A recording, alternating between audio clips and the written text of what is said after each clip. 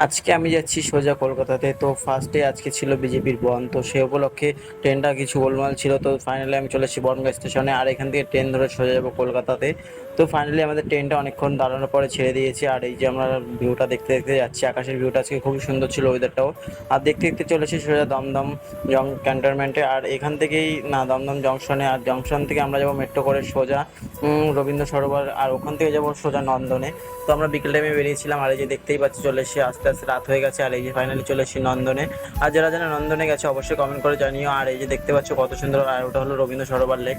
তো এই যে দেখতেই পাচ্ছ রবীন্দ্র, দেখতে পাচ্ছ নন্দন। আর এই যে দেখো আমার পিছনে পুরো নন্দনটা কত সুন্দর লাগছে। আর এখানে সবাই এসছে, আর এখানে সবাই এসে গল্প টল্প করছে। আর এটা দেখতে পাচ্ছ, এটা হলো ক্যামেরা একটা থিয়েটার। আর এই যে দেখতেই পাচ্ছ যে কত ভিউ, কত সুন্দর লাগছে চারিদিকে, শুধু ঝর্ণার জল আর ঝর্ণার জল। আর কেমন লাগছে অবশ্যই কমেন্ট করে জানিও, আর কে কে গেছো এখানে অবশ্যই কমেন্ট করে জানিও। তো চলো।